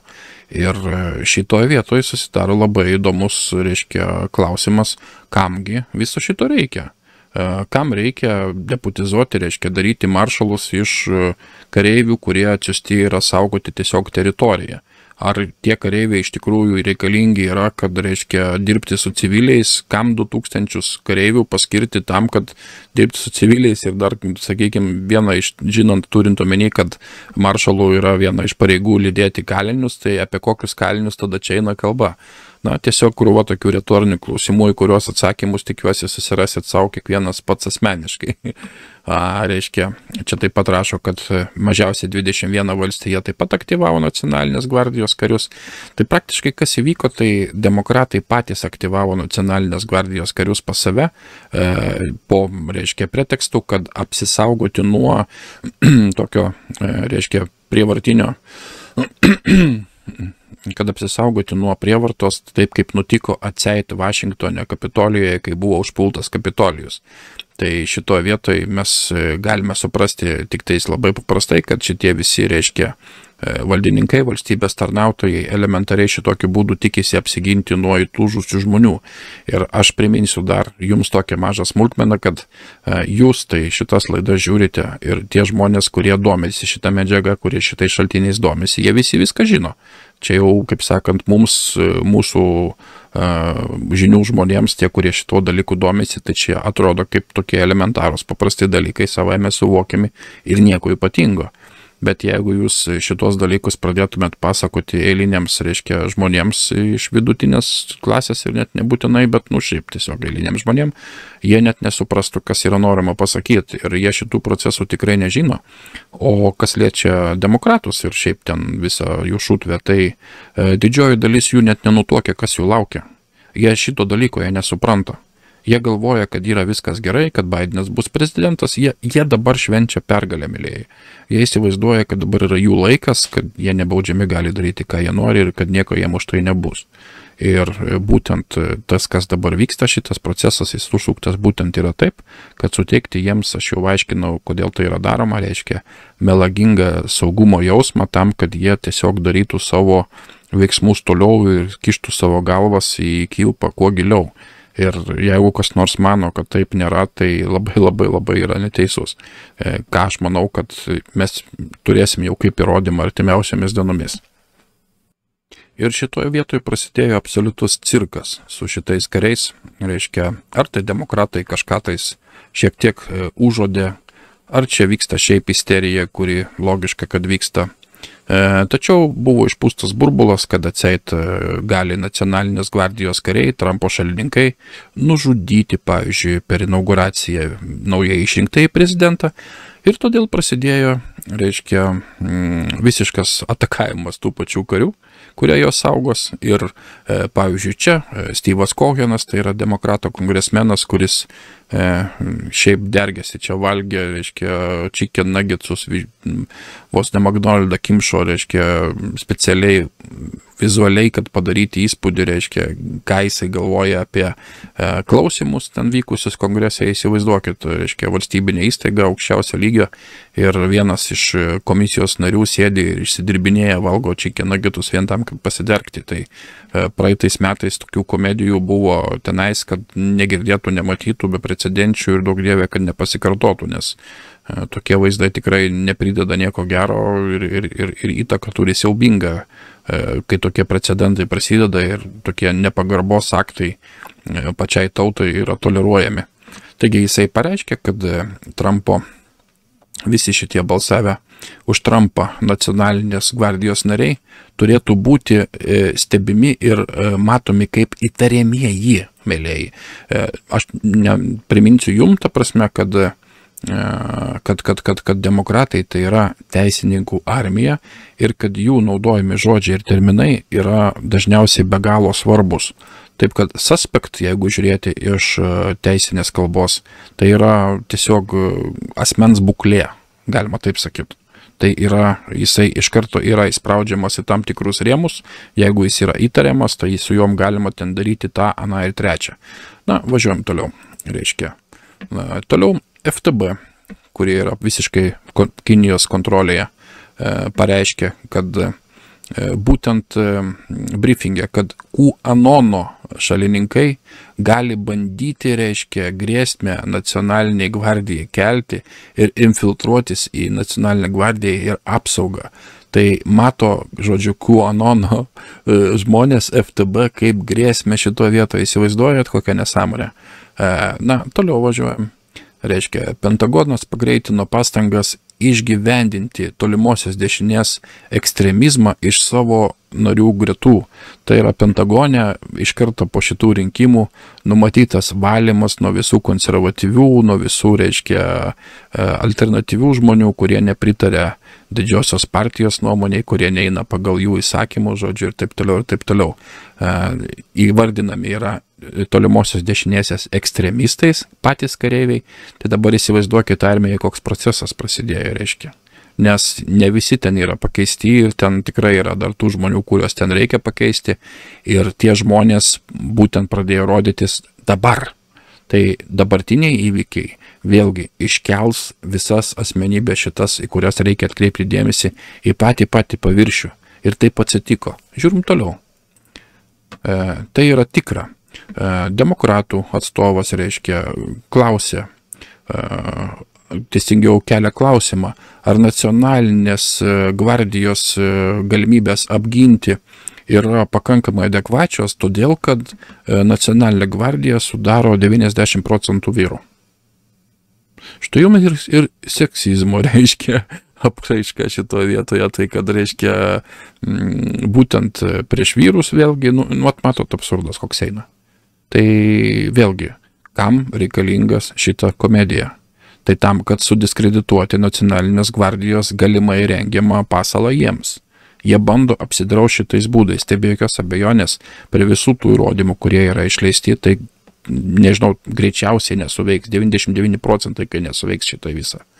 Bet, reiškia, bandymai yra tokie ir spauda tiesiog mirga nuo šitų nesąmonių visų. Ir spauda ne šiaip savo Sean Hannity, tai čia tikrai ne kokia tai lempa, neišgalvota ir tiesiog. Ir čia pakankamai šviežia, čia viskas šiandieną vyksta, įsivaizduokit, vieną dieną likus iki inauguracijos. Arba čia, pavyzdžiui, Bidenas įsakė nuginkluoti nacionalinės, reiškia, gvardijas, karius ir visi dabar tenais dauguma karių, bent jau kiek mano žiniom, kiek informacija yra prieinama, yra atimti, pavyzdžiui, šoviniai. Tai sukvietė patys karius, reiškia, kad saugoti save nuo tautos ir dabar nuginklavo. Logikos neieškokit, jos čia nėra. Čia yra demokratai ir čia logikos tikrai nėra. Mes matome tiesiog šitą absurdo komediją, tą teatrą visą. Bet panašu, kad, reiškia, yra didžiulis įtarimas, nes kitaip tai tikrai neprašytų nuginkluoti nacionalinės gvardijos, kurie atvažiavo jų saugot. Toliau. Va.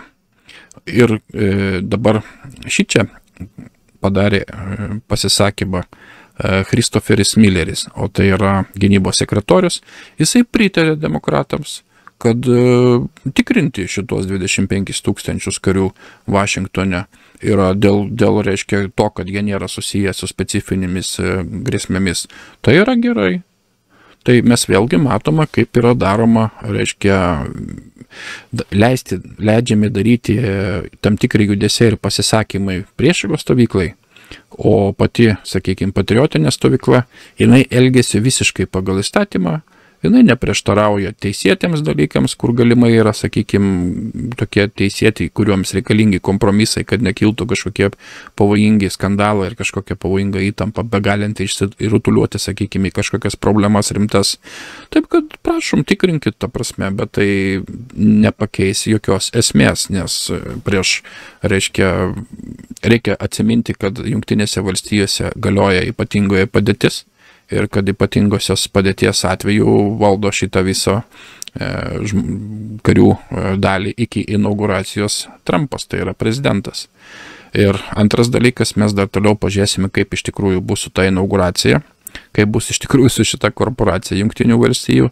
Šitoje vietoje aš tikrai neturiu tiek žinių, kad dabar jums viską išdėstyti 100%, bet mes matom, ką matom ir mes matom procesą, kaip yra, reiškia, keliami kažkokie reikalavimai visiškai neaiškus, kaip yra ir vietomis jie apeinami, kaip yra vietomis su jais sutinkama ten, kur reikia sutikti, bet vis tiek viskas sistemingai juda link to grand finalo. Štai čia, pavyzdžiui, vėlgi veikiantis sekretorius Christopheris Milleris įvardino Bideno inauguraciją kaip didelės apsaugos įvykių ir kad pasakė, kad nėra jokios, reiškia, žvalgybinės informacijos apie vidinę grėsmę. Jis šitaip užkirto kelią daugeliu procesų kitų, nes demokratų komisija gali šnekėti, ką nori, jie gali kalbėti, ką nori. Vis tiek šitas dalykas turi gauti atsaką iš gynybos sekretoriaus, iš, sakykime, kitų vadovų, iš armijos vadovų, iš tarnybų vadovų, o visur, priminsiu, sėdi Trumpo žmonės, dabar labai elementariai. Ir dabar šitoje vietoje taipogi turiu jums priminti, kad šitas Christopheris Milleris tai yra profesionalus hibridinio karo specialistas. Jis yra specialistas, reiškia, būtent nereguliaraus informacinio ir ne tik karo. Jis buvo ruoštas organizuoti, reiškia, valstybės perversmam ir jiems užkirtinėti kelią. Čia yra labai toksai savotiškas žmogus. Jis nebereikalo yra pastatytas į šitą postą. Na ir dar priminsiu apie jo tweetą, kaip jisai sakė, kad išdavikai gali pasirinkti ar kilpą, ar sušaudimo brigadą, arba čiulpti pistoleto vamzdį. Tai čia yra tas pats žmogus, kuris dabar vadovauja, reiškia, gynybos departamentui, kuris realiai labai svarų žodį turi visame kame šitoje situacijoje ir jis yra patriotas. Pažiūrėsim, kas bus toliau, bet, reiškia, šiuo metu tai yra taip ir šiuo metu jisai jau įvardina, kad nėra jokios, reiškia, žvalgybinės informacijos, kad galėtų būti kokia tai grėsmė. Tai reiškia, šitas visas demokratų pučiamas burbulas subliūkšta, net neprasidėjęs ir čia jie nieko ypatingo nenuveiks to vietoje. Taipogi šitas pats Milleris įsakė NSA, tai yra nacionalinė saugumo agentūrai, jos direktoriui, akimirksniu instaliuoti buvusį GOP operatyvininką kaip agentūros aukščiausią teisininką. O GOP, aš priminsiu, yra Great All Party, tai yra, galima sakyti, respublikonai, dar ten tiesiog patriotai, galima sakyti. Nu, iš tikrųjų dabar GOP ten viskas, ten mišrainė kaip ir visur kitur, bet teoriškai. Tai buvęs šitas operatyvininkas, jis yra be jokios abejonės patriotas. Ir čia yra šitas dalykas padarytas tam, kad šis teisininkas vyresnysis, tai bus vyresnysis patarėjas nacionaliniai saugumo agentūrai, kokiusgi, pavyzdžiui, duomenys išslaptinti, kokius neišslaptinti, kokias bylas pradėti, sakykime, pateikti duomenys, kad prasidėtų bylas, kokias nepradėti ir taip toliau ir panašiai. Vėlgi, nacionaliniai saugumo agentūrai vadovauja vis dar admirolas Rodžersas ir dabar vyresnysis teisininkas, kuriuo, reiškia, galės mosikuoti rekomendacijomis tas pats Rodžersas ir kiti ten patriotai, kurie dirba, jie gauna dabar šalininką, reiškia, iš tos pusės, kurie gaus teisingas rekomendacijas, kas yra be galo svarbu. Tai štai tokie žingsniai yra padaryti, reiškia, tam, kad užtikrinti procesų eigą tokią, kokia jinai turėtų būti, mėlėjai.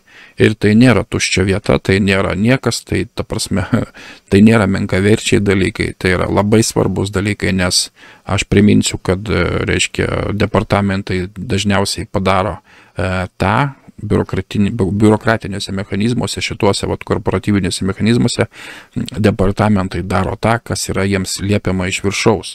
Mes šitą akivaizdžiai matom absoliučiai visur, įskaitant ir Lietuvą, ir ne tik Lietuvą. Ir būtent šitas procesas dabar mums yra rutuliuojamas grinai prieš akis. Taigi per visą šitą suirutę, reiškia, ir per tą puolimą į Kapitolijų vadinamą, buvo pastebėtos nuotraukos iš Pelosi kabineto, kur buvo nufotografuota štai toks įdomus raštelis. Tai yra užblokuoti, čia kažkokie koduoti pavadinimai, žodžiu, 5, čia dar kažkas, bet esmė, kad tai yra užblokuoti tunelius. Toks parašyta įsakymas, reiškia, paruoštas iš Pelosės, kad užblokuoti tunelius, čia jinai turi omeny greičiausiai saugumo vardan, kad per tunelius nebūtų užpulti šitie valstybės tarnautojai, jinai tame tarpe, tai čia jinai taip užsitikrino atseit savo saugumą. O kalbant apie tunelius, mėlėjai, tai po Kapitolijum, po aplamai Vašingtonų yra milžiniška tunelių sistema, absoliučiai milžiniška.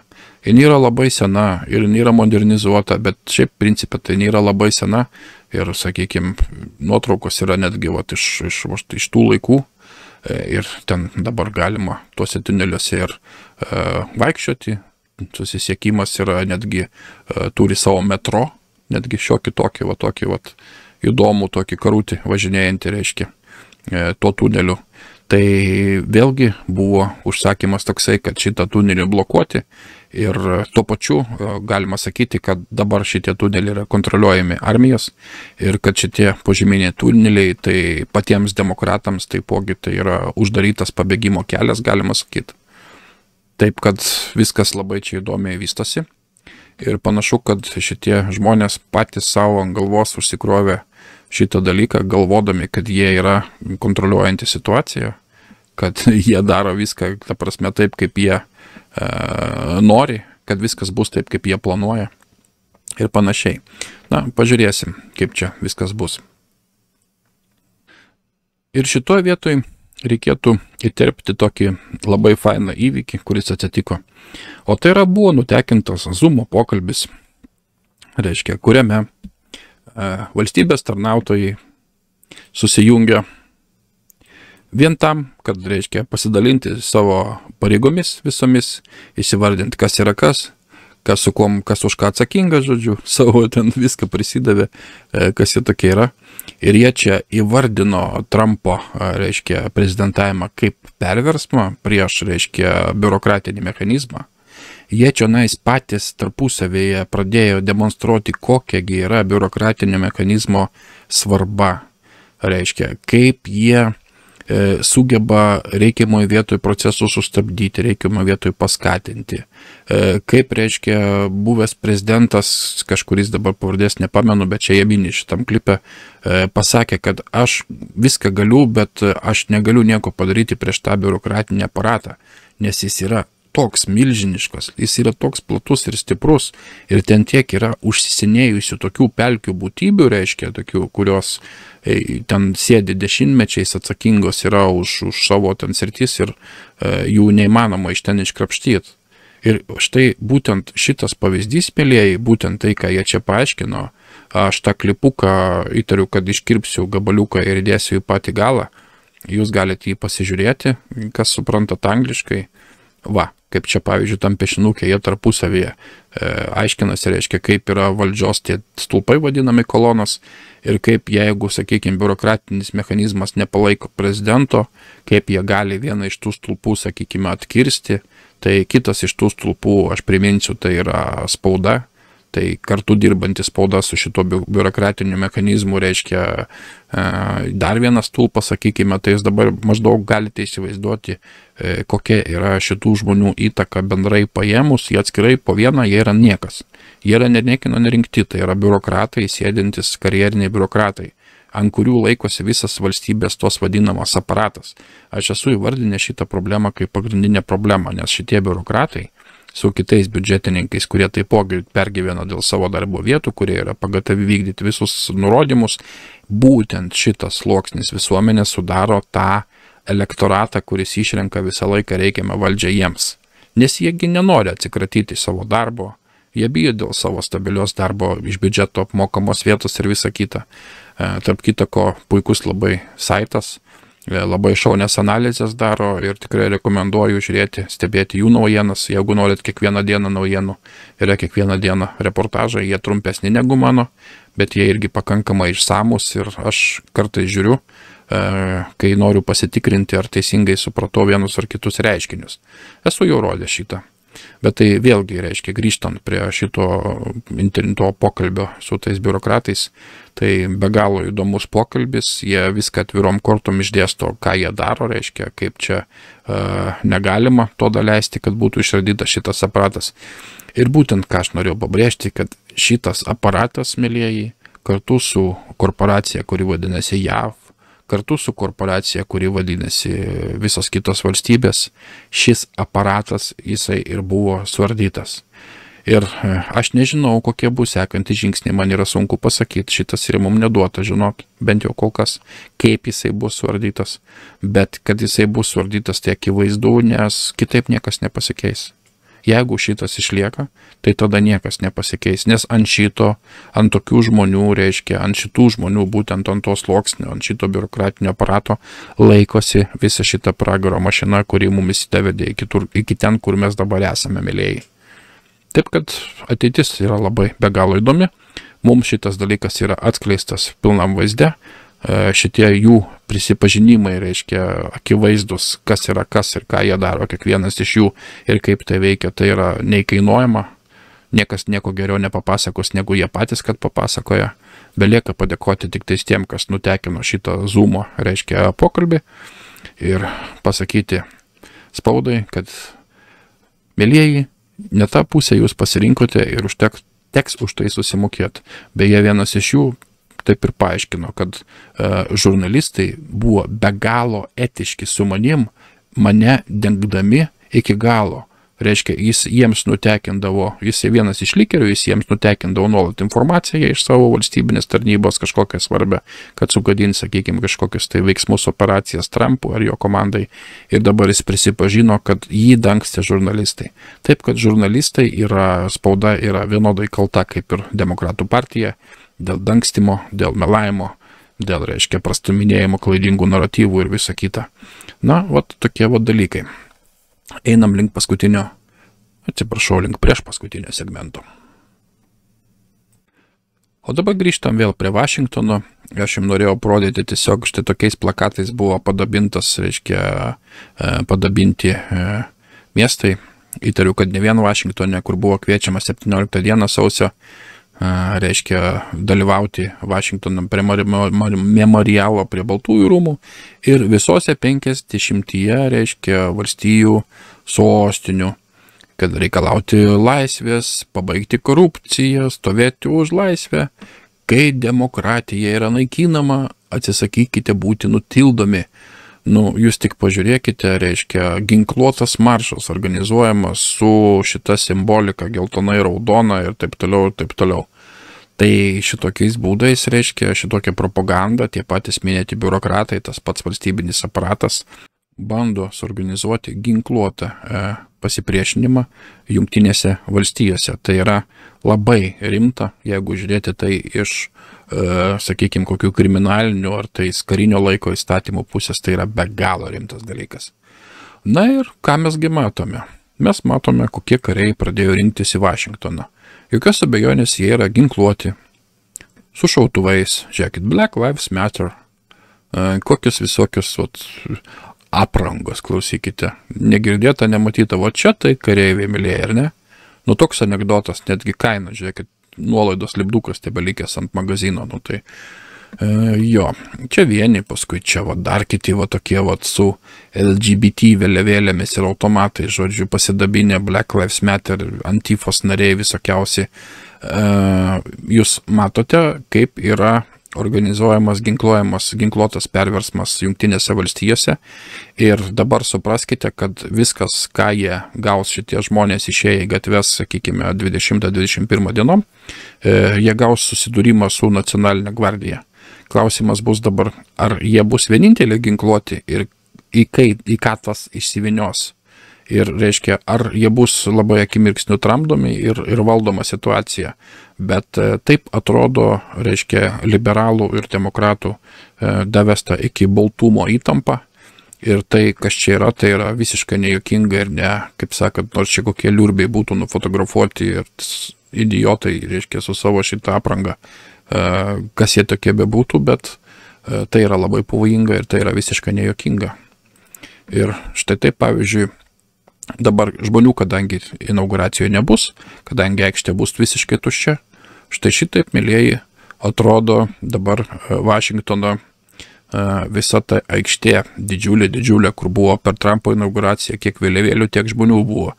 Tai jie dabar vėliavėlėm viską padalino, žodžiu, padarė tokį absurdą, sukreipė visus sprūžų, žodžiu, iš viršaus į apačią ir panašiai. Tokį iš vis mistinį vaizdą padarė. Ir kas svarbiausiai, kad net nesugebėjo, reiškia, vėliavėlės panaudoti teisingas, o padarė viską su tiesiog spalvotomis vėliavėlėmis, matomai, kokios tik tais turėjo, vėliavėlės tokias ir panaudojo, sakykime, čia toks atmirgų margų, o iš arti tai atrodo netgi šitaip. Tai jūs pažiūrėkit, kokios vėliavėlės, kieno čia vėliavos yra. Čia yra miksas iš to, ką jie turėjo, čia jie viską sudėjo. Žodžiu, šitai papuošta yra dabar Vašingtono pagrindinė aikštė ir paruošta būtent Bideno inauguracijai. Man tai atrodo visiškai absurdiškai ir čia iš vis neįtikėtina, surrealistiška iš tikrųjų. Na ir paskutinis, neilgas segmentėlis, pradėsiu nuo sulyginimo. Štai taip atrodė Huseino ovalusis kabinetas, kuris visiškai negerbė šito kabineto. Šitie stalai yra šimtamečiai, už jų sėdėjo legendiniai prezidentai tikri, reiškia, jungtinių valstybių ir valstijų, o pagarbos jokios nėra. matot kokie ir paveikslai ir visa kita, ir kojas sukeltos. Toks vat kaip cariukas jautėsi Huseinas savo soste. O štai taip atrodo pono Trumpo kabinetas. Tai yra skirtumas, ar ne? Visame kame yra skirtumas ir čia turbūt klausimų nekyla netgi niekam. Dėl požiūrio į šitą kabinetą, dėl požiūrio į valstybę, į žmonės ir visą kitą. Nes, šitie dalykai visą laiką pasako viską. Iš tikrųjų, būtent šitie dalykai. Elgesys, darbai, būtent pasako viską apie žmonės. Na, važiuojam toliau. Reiškia, pavyzdžiui, čia buvo prezidentas aplankė karo veteraną, jie apdovanojo ordinu, gulinti lovoje sužalota. Ir šią nuotrauką su visų akauntų, su visa paskira, kuri šią nuotrauką pasidalino Facebook'e, panaikino Facebookas, užbanino, užcenzuravo, žodžiu, Facebook'ui netinkamas turinys, matyt, hate speechas ar kažkas tai šitoks vat. Tai jūs patys matote, kad apie vertybės, apie kažkokią normalią moralę, tai kalba net nebeina. Marksistai kultūriniai baigia viską sugriauti. Ir jie paprasčiausiai bijo tokių vaizdų, nes šitie vaizdai sveikam žmogui, sveiko proto žmogui sužadina toli gražu ne tokius, sakykime, jausmus, ne tokias mintis, kokias norėtų jie. Pranešta, kad prezidentas Trumpas prieš išeidamas, jis jau greičiausiai tą daro dabar, jeigu dar nepadarė, bet suteiks apie 100 pardonų, tai yra 100 amnestijų kažkokiem tai žmonėm. Yra taip pat pranešta, kad nenumatoma yra, kad jisai savo suteiks tą pardoną, iš tikrųjų jo ir nereikia, bet belieka tik tikėtis, kad tarp šitų pardonų bus tikrai verti to žmonės ir, sakykime, tarp jų bus ir, pavyzdžiui, Assange'as, galimai bus ir Snowdenas, aš nežinau šito, bet, šitą dalyką turi spręsti prezidentas Trumpas ir čia ne vienas iš mūsų nėra pakankamai kompetitingas, kad turėti netgi savo nuomonę, kągi jam reikėtų amnestuoti, o ko ne. Taipogi informuojama, kad Trumpas nori palikti Vašingtoną, reiškia inauguracijos dienoj, kol jis dar yra oficialiai prezidentas, o tai reiškia, kad jo niekas negali sulaikyti, jisai, kol dar prezidentas, jisai vadovauja paradui. Ir tai greičiausiai, kad yra jo, kaip sakant, dalis plano ir draudimo polisas. Ir šitoje vietoje, reiškia, dabar koreliuojasi šitie dalykai su tam tikrais procesais, kuriuos yra mums aprašęs Q. O kadagi prasidės, pasak Q, štormas? O štormas prasidės, mėlėjai, kai prezidentas Trumpas, reiškia, atsidurs lėktuve Air Force One. Dabar šitoje vietoje yra labai įdomus dalykas. Yra tokia tradicija Jungtinėse valstijose, kad visi prezidentai po to, kai baigėsi jų kadencija, kai jie palieka paskutinį kartą, reiškia, Baltuosius rūmus, jie visada turi paskutinę kelionę su oro pajėgų pirmojų lėktuvu, tai yra Air Force One, prezidentiniu lėktuvu. Reiškia, tai darė ir Bushai, tai darė ir Clintonas, tai darė ir Obama ir visi kiti ten tą darė, žodžiu, tai yra tradicija ilgametė Jungtinių valstijų, kad prezidentas po savo, reiškia, kadencijos paskutinį kartą praskrenda su tuo lėktuvu virš savo, kaip sakant, šalies dar vieną kelionę turi. Taipogi ir čia, tai irgi prezidentas Trumpas iš inauguracijos, reiškia, iškilmių teoriškai turėtų palikti Vašingtoną, Baltuosius rūmus su visa savo svita, važiuoti į karinę oro bazę, skristi su malūnsparniu, tenais perlipti į lėktuvą, žodžiu, ir tada jisai turėtų tą paskutinį skrydį. Na ir čia dabar šitą dalyką aš kai sužinojau apie tą tradiciją, tai užteko tiesiog truputį paieškoti ir atradau štai tokį įdomų straipsnį, mėlėjai, 8 labai įdomus faktai apie prezidentinį lėktuvą. Čia mes dabar gal nesigilinkim šičia kartu dabar šitoj laideliai, bet čia būtent yra tas faktas, kad ir ta kelionė, bet čia dar įdomesnis dalykas yra, kad pasirodo, kad prezidentas Trumpas, čia yra 17 metų, beje, vasario 17 dienos straipsnis, atkreipkite dėmesį, tai yra senas, bet reiškia, kas čia yra, kad šitas lėktuvas prezidento Trumpo įsakymu, jisai yra labai stipriai atnaujintas, būtent prezidentinis lėktuvas. Ir kad šitas lėktuvas yra, reikalavimai buvo iškelti tokie, kad jis galėtų tarnauti kaip mobilus, reiškia, komandinis centras, kad jis turėtų kambarį karininkams, reiškia komandai ir svečiams ant savo borto, kad visas skrydis yra laikomas karinė operacija, kad gali būti papildomas kurų, reiškia ore, kaip ir visi kariniai lėktuvai, kad jis gali keliauti aukščiausių, reiškia, greičių, jis labai greitas, 900 km per valandą, beveik 1000, žiūrėkit, kad, reiškia, jisai visas yra paruoštas ilgalaikiam kelionėm, komandiniam centrui ir kad tai yra iš tikrųjų armijos tvirtovė. Be jokios abejonės tai yra ir gynybinių mechanizmų prikrauta, be jokios abejonės jį lydės ir, reiškia, kariniai naikintuvai, kaip ir visuomet ten didžiulė svita.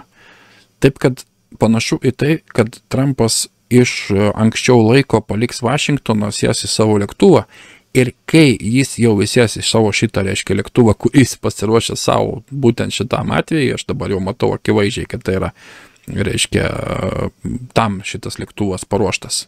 Tai ir prasidės visas šou Vašingtone, mėlėjai. Tai bus startas. Ir būtent Q taip ir parašė. Ir mes gale panagrinėsime žinutę, kur yra apie tai parašyta. Na, bet kol kas apie kitką. Sekretoriaus Pompėjo žinutė, kad, reiškia, paskutinės mintis jo, kad Jungtinės valstijos tai yra pati didingiausia šalis civilizacijos istorijoje. Ir iš tikrųjų, mėlėjai, aš sutinku šito vietoje sekretorių Pompėjo, nes įvertinus visą šitą, įvertinus šitą situaciją globalę, kas, kaip tie šeimininkai, kaip Britų, kaip Romos imperija, kaip iš tikrųjų ta pati, reiškia, ne tik Romos imperija. Čia pas mus iki šiol tebegalioja, aš esu tą įvardinęs labai senai, Babilono imperija. Mes gyvenam šių laikų Babilonijoje. Mes gyvenam pagal Babilono karaliaus Nimrodo, reiškia, vertybės išstatytas mums, primestas mums. Nes karalius Nimrodas buvo pirmasis, reiškia, valdovas planetoje, išbandęs komunizmą savo šaly, tam tikroj formoj. Babelio bokšto statyba tai buvo socialistinio komunizmo apraiška. Marksas yra, marksizmo idėjos yra paremtos karaliaus Nimrodo vertybėmis, idėjomis iš tų laikų. Ir mūsų visa civilizacija dabartinė, reiškia, visa iškrypusi jos dalis, tai yra Babilonijos apraiškos. Ir ta pati, reiškia, legendinė, biblijinė Babilono kekšė, tai jinai yra labai gyva šiai dienai. Ir tai yra būtent šita Deep State valstybė, tai ir yra, mėlieji, Babilono kekšė. Būtent šita sistema, būtent šita santvarka, reiškia, su šitais visais biurokratais, su visais šitais išdavikais, su visais šitais satanistais, visais bepročiais ir visų to juoduma, visa šita tamsuma. Tai ir yra senovės Babilonijos liekanos šiandien. Ir šitai yra naikinama. Turbūt visi atsimena Maiko Penso kalbą sakytą, ar ne, kurią jisai pasakė 10-ai brigadai, kuri buvo labiausiai kaip sakant, iš 10-ai kalnų brigadai, štai plakatas buvo, kuri buvo daugiausiai, reiškia, išstatoma į visus ginkluotus konfliktus visam pasaulyje. Jinai aktyviausiai dalyvavo visame tame. Dabar atkreipkite dėmesio, kas čia. Jūs kur matėt šitą ženklą, mėlėjai? Tai yra Punisherio ženklas, baudėjo ženklas, tai yra QAnono ženklas, jeigu ką. Taigi Maikas Pensas pasako kalbą, tokia labai įdomią kalbą, jinai jau turbūt jau išnagrinėta jūsų yra jau, kai tik buvo pasakyta, todėl mes prie jos čia labai stipriai neužsibūsime, bet aš noriu parodyti simboliką. Apart jo pasakytų žodžių, kad, reiškia, reikia atstatyti teisingumą ir Trumpo žodžių pakartotų ten tam tikrų frazių, jisai pademonstravo visišką simbolizmą, reiškia, sakydamas kalbą prie šito Punisherio ženklo. Čia yra baudėjo kaukolė, kitaip vadinama. Taigi visgi Maikas Pensas yra greičiausiai neišdavikas, daro jisai tai, ką reikia daryti, lemiamų momentų jisai sudirbo taip, kaip reikėjo sudirbti ir būtent tai, kad jisai apsilankė dabar šitoj 10-oj brigadoj, būtent šitai turi ypatingą reikšmę ir simbolizmą. Man tai labiausiai patiko iš jo kalbos, tai grinai Trumpo atkartoti žodžiai, kad geriausia dar priešakyje. Tai tikrai, kaip sakant, nėra bereikalo pasakyti žodžiai ir tai yra, kaip ir minėjau, Trumpo žodžiai. Taip kad patys spręskite apie jų svorį šitoje vietoje prie šitokios simbolikos. Taipogi šiandieną štai Anonai užmatė be galo įdomų reiškia, skrydį iš Jacksonville, ne iš kur kitur, iš Jacksonville labai taip dažnai sutinkamas kažkodėl valdžios, reiškia, peripetijose miestelis iš Floridos į Guantanamo bėjų. Aš kai pradėjau rašyti laidą, mylėjai, jisai buvo per patį viduriuką. Tai aš dabar matau, kiek aš laiko sutrukau šitą laidą rašyti, nes jis dar buvo per vidurį, tebeskrydo. Taigi man įrašius laidą jis jau nusileido, sėkmingai pristatė krovinį į paskirtą tašką, į Kubą, į Guantanamo įlanką. Ir tiesiog įdomu, ką jis ten nuvežė. Tai galvoju, pasidalinsiu su jumis, kad jūs irgi su manim paspėliotumėt, kasgi ten įvyko. Sausio 18 nuo šiol yra žmogaus gyvybės diena, mylėjai. Trumpas išeidamas iš ofiso sugebėjo dar padaryti ir šitą. Ir tai yra turbūt padaryta tyčia, nes simbolizmas yra šičia begalinis. Taip jisai čia ir rašo savo vykdomajame įsakyme, ta proga išleistam, kad kiekvieno žmogaus gyvybė yra dovana šiam pasaulyje. Ar gimęs ar negimęs, senas ar jaunas, sveikas ar sergantis. Kiekvienas žmogus yra padarytas, reiškia sukurtas pagal Dievo atvaizdą. Ir taip toliau, ir taip toliau. Nuostabus tekstas, nuostabus žodžiai, nuostabi prasmė ir aplamai nuostabus simbolizmas, turint omeny, kokioje situacijoje mes dabar esame. Svarbiausia dabar nepamiršt, kad sausio 18 yra žmogaus gyvybės diena. Aš tikrai pasistengsiu kiekvienais metais nuo šiol šitą ypatingą dieną minėti, nes nieko nėra aukščiau negu žmogaus gyvybė. Tai yra būtent ta pamoka, kuri mums yra suteikta iš šio nuostabaus žmogaus per paskutinius 4 metus, mylėjai. Ir tai yra turbūt, kad svarbiausias dalykas šiam pasauliui, kurį reikia suprasti. Na ir pabaigai keletas žinučių iš Q ir panagrinėkim truputuką, kągi jisai bandė mums pasakyti jau prieš kurį laiką.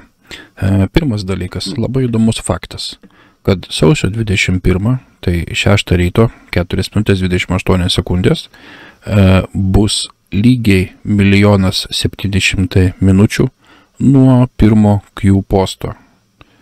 Ar čia yra sutapimas? Atsakykit patys savo šitą dalyką. Vėl 17. Tai būtent sausio 21, 6 ryto Amerikos laiku. Tai vat tiek apie tai. O dabar pačios žinutės. Prezidentas bus gerai izoliuotas, apsaugotas Air Force One ir užsienyje. Tam tikros vietos yra užslaptintos, kol šios operacijos atliekamos dėl įsitvirtinimų pobūdžio. Atėjo laikas atsiimti mūsų šalį ir vėl padaryti Ameriką didingą. Pasveikinkime ir melskimės už drąsius uniformuotus vyrus ir moteris, kurie atlieka šią užduotį, kad suteiktų žmonėms taiką, vienybę ir grąžintų jėgą. Tikimės, kad ši žinia pasieks pakankamai žmonių tam, kad padarytų prasmingą poveikį. Kol kas negalime telegrafuoti šios žinutės įprastais metodais dėl priežasčių, kurias aš tikiu, kad visi gali čia suprasti. Sekite klausimus iš ankstesnių temų ir būkite ramus. Pagrindiniai taikiniai yra Vašingtono DC ir lieka paviršiuje iš abiejų pusių. Išsiliejimas į gatves bus greitai uždarytas. Saugokitės daugiau netikrų vėliavų arba false flag atakų. Būkite budrus ir visų pirma, prašau melskitės. Nes Dievas taip pamilo pasaulį, kad atidavė savo vienintelį sūnų, kad kas įtiki nepražūtų, bet turėtų amžinąjį gyvenimą. Meilė yra kantri, meilė yra maloni. Dieve palaimink mano draugus amerikiečius. Ir pasirašo 4020, kas pagal gemetriją yra DJT, tai yra Donald Jonas Trumpas. Tai yra šita žinutė paskui yra nuo paties prezidento Trumpo ir jinai yra būtent skirta šitam laikotarpiui. Na ir pabaigai žinutė iš generolo Flino. Vėlgi ištrauka iš Biblijos. Laikas ateina, kai viskas, kas yra paslėpta, bus atskleista. Ir viskas, kas yra slapta, bus žinoma visiems. Kad ir ką jūs sakytumėte tamsoje, bus išgirsta šviesoje. Ir ką jūs sušnibždėsite už uždarų durų, bus išrėkta nuo namų viršūnių visiems girdint. Taigi, mėlėjai, šiandienai užteks. Buvau pasiruošęs dar šiek tiek Q pranešimų, bet matau pagal viską, kad ir naujų naujienų jau yra prikritę, todėl padarysiu rytoj jums dar vieną laidelę link vakaro ir manau, kad rytoj bus laidelė tikrai ne ką mažiau įdomi negu šiandieną ir galbūt netgi su tam tikrais įvykiais, kurių mes visi laukiame. Na, bet kaip sakant, pagyvensim iki rytojos pamatysim ir noriu jums pasveikinti, kad visgi kantriai sulaukėt su manim, klausantis šito laiko, kurio ir aš labai senai laukiu. Ir manau, kad šitas laikas atvers visas kortas iki galo ir mes pagaliau sužinosime daug visokių dalykų, kuriuos per amžių trukmę nuo mūsų slėpė taip vadinami mūsų valdovai. Taigi, su šituo laidelę baigiu. Dėkoju, kad klausėt, tikiuosi, kad buvo įdomu. Ačiū Jums, mėlėjai, kad dalinatės šitą informaciją, taip mums padedat. Taipogi labai didelis dėkui Jums už paramą. Ji mums taipogi dabar yra labai reikalinga, nes mes pradėjome vykdyti tokias veiklas, apie kurias anksčiau net nesvajojame. Taip pat kūrėme savo puslapėlį toliau. Galbūt ilgai nebeužtruks, kai galėsim pasileisti drąsiai tam tikrus skyrius, apie kuriuos labai senai galvojam, bet vis niekaip nesiryštam dėl turbūt suprantamų priežasčių. Na, bet viskam savas laikas, jo labiau, kad viskas taip susiklostė, kad tenka perdaryti viską nuo pagrindų. Bet, kaip sakant, kas nedirba, tas neturi, tas neklysta ir tas nevalgo, ar ne? O kas nerizikuoja, tai dar ir šampano negeria vargšas. Tai va, tai dar kartą ačiū visiems, kad klausėt, visiems geros nuotaikos, visiems ramaus šito tikrai neramaus laikotarpio ir manau, kad netolimo ateityje mes visi gausime, kaip sakant, tai, ko labai ilgai laukiame, o tai yra teisingumo jausmo už viską, kas yra pridaryta su mūsų šito vargšų pasaulėliu. Ačiū, mylėjai, dar kartą ir labanakt visiems. Iki susiklausimo. Talk about what actions and decisions are in your immediate sphere of influence as somebody who works in the government. I'm a management and programs analyst. I work in the national security community. I spent 3.5 years as a contractor at DHS HQ. If you read the mainstream press, like they all have Signal accounts, text them, leak everything you can. The journalists I've dealt with have been super ethical in ways to shield me, to be the source of the leaks. Groups on the outside being able to show solidarity with federal workers. Making sure that we're naming what is happening as a coup. Totally agreed in the shutdown BC conversations that I've been having, and that's not on the federal side. We also are often saying, like, call it a coup, it's a coup. Don't let anyone tell you it's not.